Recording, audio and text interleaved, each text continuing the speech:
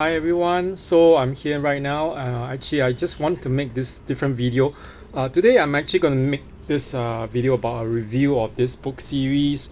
Mainly something that I've been like reading, and actually, I thought book one, okay, of this series. Okay, from this is actually the Chronicles of Thomas Covenant, the Unbeliever. Okay, the first book being Lord Fowl's Bane. Okay, the second book, The Ill Earth War, and the third one, The Power That Preserves. So this is the first trilogy for three, not not three, for series of 10 books. Okay, by this American author Stephen Donaldson. Okay, this is actually something that I thought that would be really interesting because in many senses this has been actually been compared to uh, J.R.R. Tolkien, the Rings, okay, which was also a trilogy, and in some ways, I think even the publishing, just look at the book covers, they were actually pretty much model on the idea of a ring, okay, a ring of power, okay. But this is what I view to be a kind of answer on the part of Stephen Donaldson to J.R.R. Tolkien, okay, because you know that when J.R.R. Tolkien wrote the Lord of the Rings trilogy, he wrote it with the idea that, I mean, with the ring of power, the one ring created by Sauron, being a kind of technology that actually basically, how should I say, corrupts the wearer, and that was created by the Dark Lord. Okay, this was actually very much the device that people were, I mean, in the free peoples of Middle Earth, that world, the secondary world created in the Lord of the Rings, were trying to destroy. Okay, so they had to send a mission all the way to this Mount Doom to throw into the fires where it was being forged. So it can be read allegorically as Tolkien trying to resist, okay, the idea of power. Okay, in a way, it's a very pacifist kind of statement. The idea that pacifism is meant to be the ultimate worldview, okay, as opposed to engaging non-stop in war. Of course, I'm not saying that Tolkien was like a total pacifist where, you know, there's no war, whatever, because there is attempt to actually create wars to distract Sauron from the quest for the destruction of the ring. So, but the strange thing is this: in this first trilogy of the 10 books that were written, okay, this first trilogy, which as you can tell, were modeled also on the idea of a one ring of power. This ring is not, very incidentally, it was actually the wedding ring of the titular character Thomas Covenant. So it was white gold, and I mean, to him it was just like a ring of power. It wasn't a ring of power at all. It was just a normal wedding ring that he kept on his hand, okay, specifically on his left hand, because due to his leprosy, he lost two fingers on his right hand. So this whole thing with and that leads to him having this whole meltdown existentially and also emotionally, where his wife Joanne actually leaves him and takes away their son Roger. So in between these events, the trilogy actually features a lot on the idea of his leprosy. Okay, so, and Thomas Covenant is by no means like any of the other characters that we actually come across in the Lord of the Rings, because firstly, being a leper, okay, he actually ventures into the whole realm of disability or crypt theory. Okay, this is from a critical point of view, and the idea of the leper who doesn't really even believe that he's going to be a hero simply because he's a leper and he is impotent. Okay, physically impotent, and also sexually impotent as well, and that leads to him doing a lot of weird things when he's eventually roped into the land, capital L, okay, that it is no way like Middle Earth. The land is virile, is potent, is full of life and vitality, and there are things such as hurt loam, this kind of mud, where you when you apply it to the the wound or whatever is kind of defective, you heal that thing. Of course, he won't grow back his lost fingers, but whatever cuts he has will end up getting healed. And then in book 2 there was a blind man, someone was born blind without eyes. When he was like magically transported into character of Hile, Hile, Troy, okay, when he's transported into the land, he had this hurt loom placed on his eyes too, and that leads to him, or at least the sockets where there were no eyes, it leads to him having some kind of a sight, okay, except that he's night blind.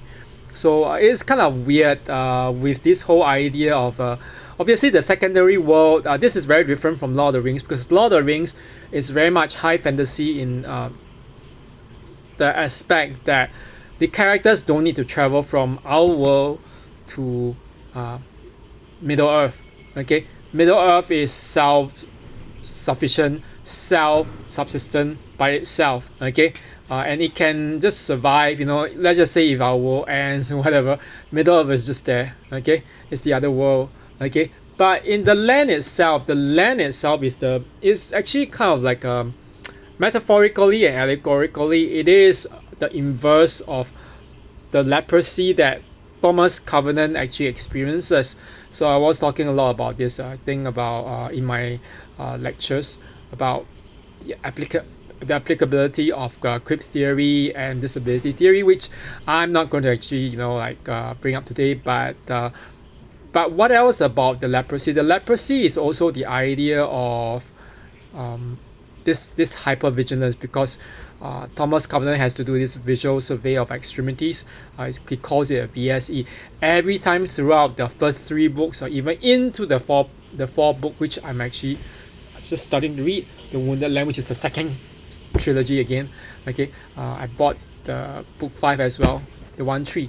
But the second trilogy is very different, because it actually introduces a whole new extra character, Lyndon Avery, who is his doctor, and the whole thing has a remarkable departure from the journey motif. Okay, we are talking about portal fantasy. Okay, the first trilogy is very much portal fantasy. In between the events of the, let's say, the first 3 books, there's a in our real world time is actually just a difference of maybe a few months or a few weeks between book 1 and books 1 and 2 and 2 and 3.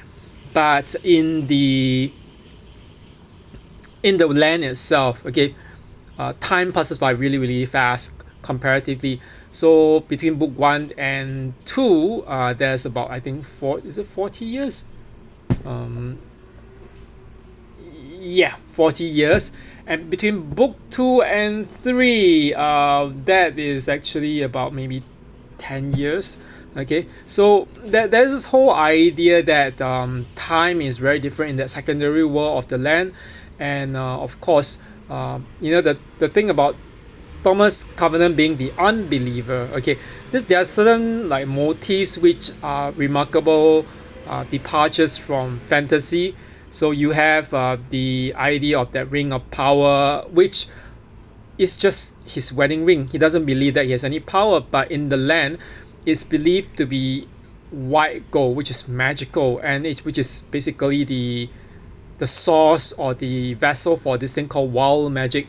It cannot be controlled. Basically, there is one part in book 3, I think book 3, where Lord Moran, one of the characters, the High Lords of the land, he says, and at Revelstone, okay, one of the cities, he tells in a very prophetic voice, you meaning Thomas Covenant, you are the white gold. He's not the white gold wielder, he is the white gold. So it just makes you wonder what exactly is this magical system that actually exists, okay, in the world of the land, as opposed to Middle Earth in R.R. Tolkien's Lord of the Rings. But that is just one thing. So you get a lot of sense that some people could argue, okay, as I would think, that Stephen R. Donaldson's Chronicles of Thomas Covenant, the Unbeliever, okay, even from book 1 all the way to book 10, all of them can be considered some form of, how should I say, fan fiction. If it's not a fan fiction, it's a kind of literary response to the Lord of the Rings. After all, I was telling my class that this book's by Del Rey. You see the imprint here, Del Rey, and even in the second trilogy, this one doesn't. The second trilogy is not by Del Rey anymore. It's by Harper Voyager. But the first three, okay, they were published during the 1970s and 1980s. They were seen to be, they were along this stack of different books. Other than, I think the other stack was actually the Fionnuala Tapestry by Guy Gavriel Kay, the Canadian Tolkienist.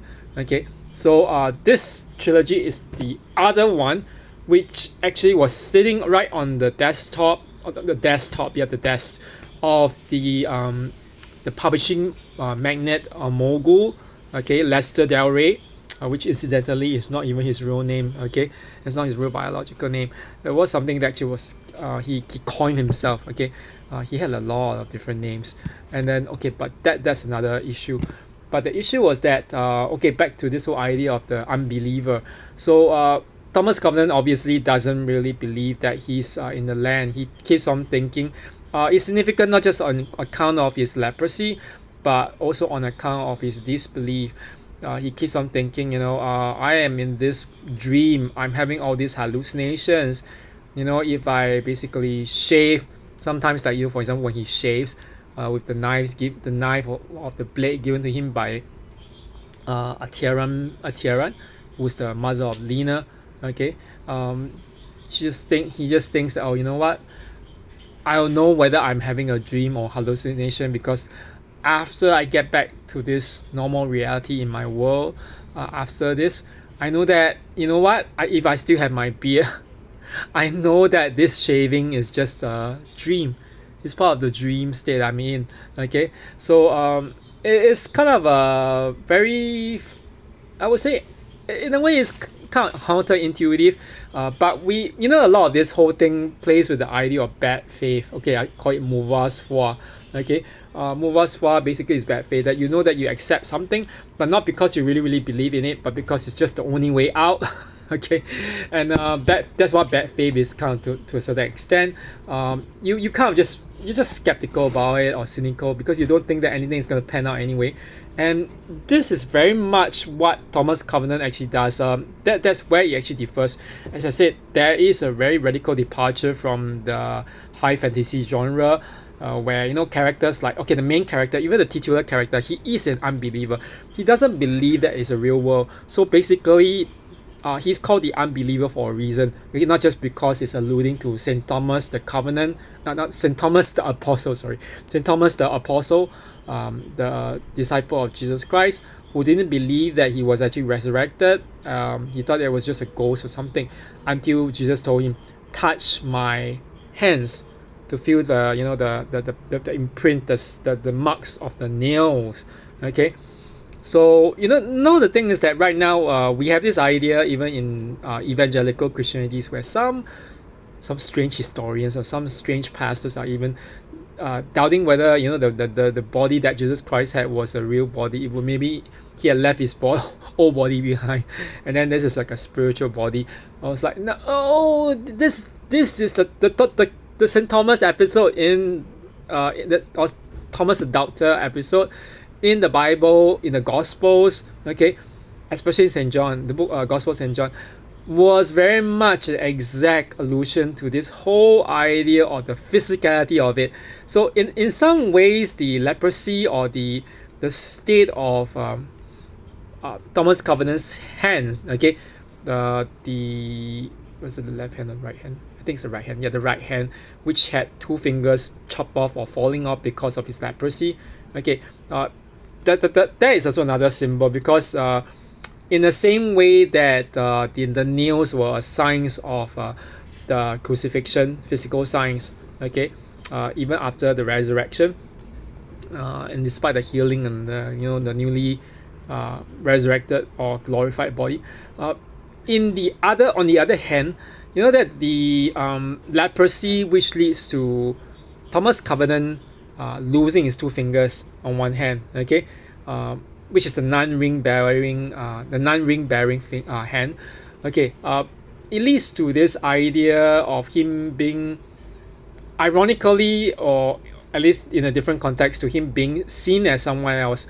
In the land, he's seen as Barak half hand. Okay, Barak, the hero of that land's law. Okay, his own folklore, was seen to be one of the former high lords who actually fought against evil.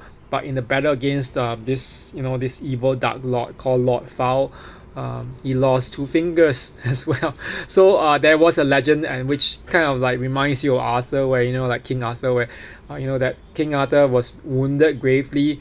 He'll go to Avalon, he'll retreat, but to heal his wounds, but he'll come back one day again, and then he'll bear again his sword to fight on behalf of England, okay, according to the legends. But in this case, Barak Halfhand will come back. In the context of the first book, there's very little reference to any kind of Excalibur-like item, okay. But in the second book, I think the second book, yes, onwards, second and third book, there's this knife called Loric's Krill, okay, Krill. It's something like a dagger or long dagger, yeah, which Thomas Covenant actually ends up reactivating, and he embeds it in a table, okay. Again, that's the whole idea of the sword in the stone.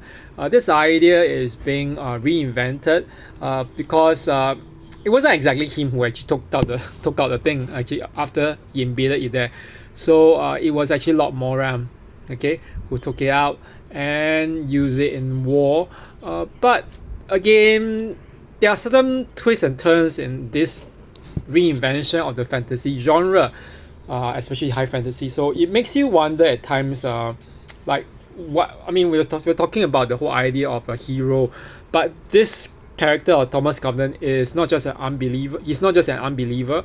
On top of that, in the light of his own leprosy, when he first arrives in the land, he commits some rather unspeakable acts of evil. So in book one, basically he SAs the first girl that he meets, Lena, okay, and this leads to immense breakdown of trust between him and not just Lena, but mainly the few people in Lena's life, her mother, who basically undertook a act almost akin to taking her own life by basically switching places with Troy in book 2, okay, who was caught in a fire and bring him to the land while she was literally burnt alive, okay. It was seen to be kind of suicide, okay. And in book 2, of course, Thomas Covenant comes face to face with Eleanor, or Elena, depending how you pronounce it, E plus Alina, yeah, who's the daughter. And then there's something strange going on, not just between Covenant and Lena in the first book, but in the second book, there's something strange between Eleanor and Covenant, in which she throws herself at him, telling him how much she loves him, not in a very platonic daughter father way, but more like in terms of like a very like a lover, and that she wants to be his mate. And obviously at the one point where she kisses him very early on in the book, in book 2, the Eel of War, and then at the end, somewhere nearing the end or the middle, or the 2/3 through the second book, she throws herself at him and tells him that she offers herself physically and sexually to him. And then he's like no, at the very point he just pushes her and say, there was an indication in the text that some kind of mechanism of morality or social or personal morality led to him pushing her away from him physically and also refusing that offer of intimacy because no matter how much he felt some in terms of attraction towards her, he was aware that she was his daughter from Lena, and so as a result of that, yeah, the whole thing. And then in book 3, Lena comes back. He gets pulled back to the land. He meets Lena again, and then Lena basically proposed. Yeah, she doesn't just, I mean, she's older now after how many years, but she saves him from something, from a disaster or fire or something, an attack, and then she journeys with him, and halfway through the journey, again very early on in book 3, was like I think 1/3 somewhere, he comes to grips with the fact that he feels very guilty towards the whole thing that he has done towards Lena, and then not just towards Lena but many other people surrounding Lena, including her mother, her father, who basically crumbles. Okay, and also Trell. Yeah, he just leaves to have revenge on. He just leaves for the sake of wanting to have revenge on Covenant, and then there's Triok, the man that the shepherd or the cattle herder that Lena was supposed to marry, but ended up becoming her so-called her daughter's Eleanor's foster father. And he summons Covenant to the land in what's it, book three, yes. And the whole thing is this. I mean, there's a lot of this twists and turns and everything. So, and I know that, I mean, when I was asking students about book 1, because I know that it's really, really thick. It's like 400 and something pages long. I asked them, how is your reading progress? And all my students said, I can't finish reading. And even the ones who actually were doing presentations, they presented on the first half. I think most of them, they end up finishing the second half after that, after a few weeks. But they told me that it was really hard reading the first book. But I want to say something about this, like just in terms of the characterization. Okay, so Thomas Covenant is definitely the anti-hero. When I was summarizing this plot, the developments, I mean, at least for book 1, to one friend, friend or someone in church, he said, oh, that's like he's in secondary school, and he said, that's an anti-hero. So, okay, you got it. Although you are not majoring in English and you're quite young anyway, you're secondary 4, like he's doing his O-levels, his Cambridge O-levels. Okay, so but yeah, that was a thing. Thomas Covenant is an anti-hero who is very unwillingly turned into a hero. I mean, by the time that we reach the second trilogy and also the final quartet of 4 books, he more or less becomes some kind of unwilling hero, not really just an anti-hero. He is the savior of the land somehow. Okay, but this trilogy is quite interesting because of the sophistication of characterization. As I said, he does some really unspeakable acts, and he himself, despite his so-called morality, the kind of complex of morality, his sense of that potency that he gains in the land leads to him doing certain things which he would not have otherwise done in the real world. Okay, which includes SA, and then obviously, and also something rather incestuous between him and his daughter, and then it's a kind of incestuous romantic relationship, and even it just persists into book 3, when later on, when spoiler alerts, by the end of book 2 you thought that Eleanor dies, but she wasn't really dead by book 3. She just came back as a kind of like someone who broke the law of death, in the sense that she is a kind of like a ghost-like character, and she becomes controlled by Lord Fowl. Okay, so the whole concatenation, okay, I call it concatenation of metaphors and imagery persisting to health and sickness, okay, and also not just health and sickness, but even corruption. Corruption not just in terms of moral or spiritual corruption, in terms of possession, okay, but even corruption within the land, the environment itself. All this interweaving of all this metaphors and all this imagery is very sophisticated. Okay, I would say that this is actually where Donaldson, in fact, it's kind of satisfying because I actually read all three books, and it's not like what I would do with. I mean, I read The Lord of the Rings all three, and I read it twice actually, to be honest, about Lord of the Rings. But even then, would I read this again? I would read. I mean, I don't mind rereading them again to teach them, but I mean, I reread this twice. But the thing is that it's very thick. I mean, it's 400 to 500 pages almost each volume, and book 4 is also almost 500 pages. Can you imagine? It's like 400 and oh my goodness, 449. Okay, I'm just barely almost like 86 pages through, and I'm like, oh goodness, I hope I finish this by next week. But the time that the 1-3, which is book 5, comes in the mail, okay, I'm still used to reading all this by print. I don't like reading on computer, but it is pretty enjoyable though, and I would say that there's a lot of things that you can gain from it. Of course, I mean, when I ask students, it's a very, not everyone gets, like for someone who has actually been through certain kind of situations where I think psychologically it involves, let's just say that it involves grooming and essay, as some form of not essay, but essay or assault on the physical end. The thing is that you feel that sometimes this can be quite triggering, and even I was talking to a counselor before about this. She said, how do you end up choosing this kind of text since you were the instructor?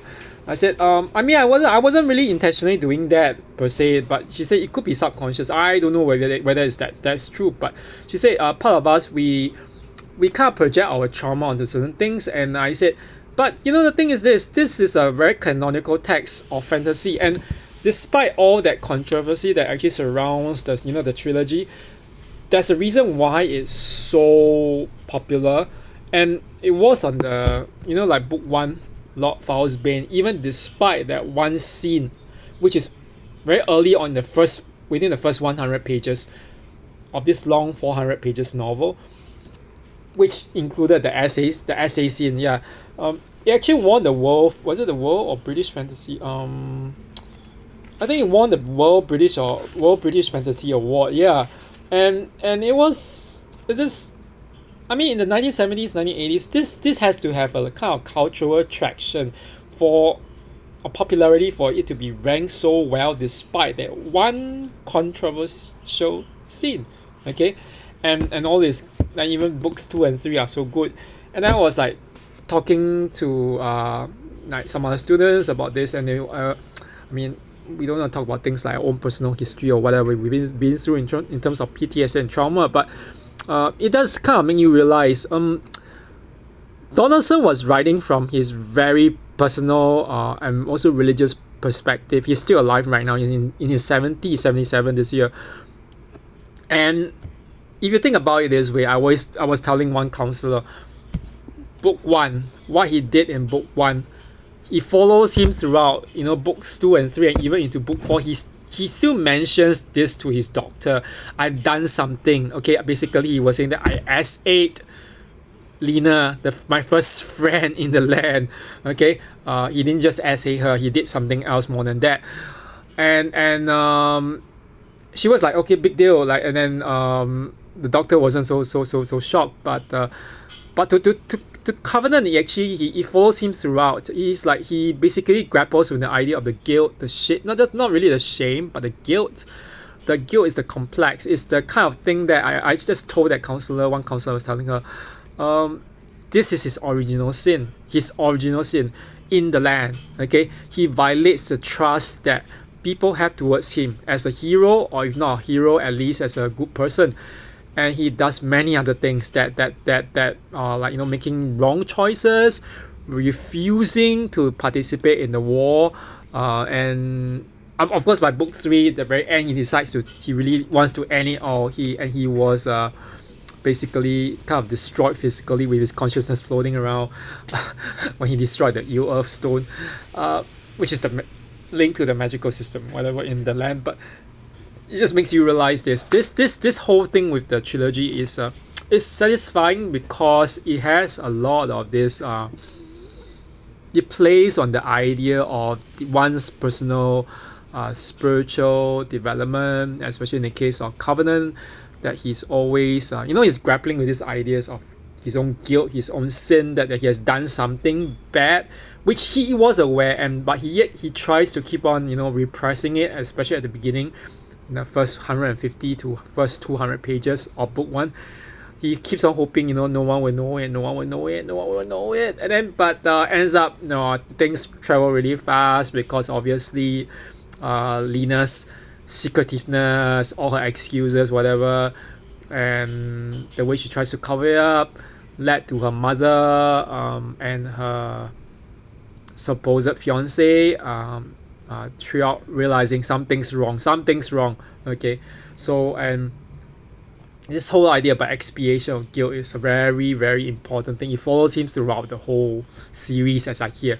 So far, until book 4, he still grapples with it, but he's like, he has accepted that, what, this is my own fault, and I have to take responsibility. This is what I did. And then not just that, my refusal to help other people to participate in this war, to be the so-called unwilling person, has led to deaths in the land. And the issue is the land real to him at this point? By the time you get to book 4, yes, he is more or less in acceptance of the whole thing.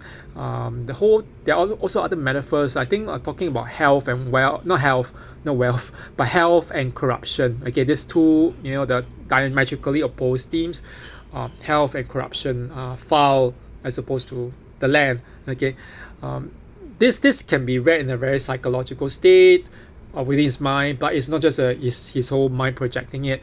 And by book 4, he more or less accepts that this is more than just my mind. There's something else. There's a larger, conflict. It's cosmological or cosmic, or at least in that land, it seeps through into my own world as well. Okay, so basically, this is just basically what I have to say for now. Okay, I'm been rambling on and on about this series, but very good series, and I actually told a few students, I finished reading this, the trilogy. I was like, they were saying, "Oh, Professor Teo, you actually did this?" Yeah, I done it. And then I told them I'm gonna go on to reading on the second trilogy. And then one student was like, "Okay." She said, "I would eventually want to read the first 3 books, but I can't read the 10 books." That's what she told me.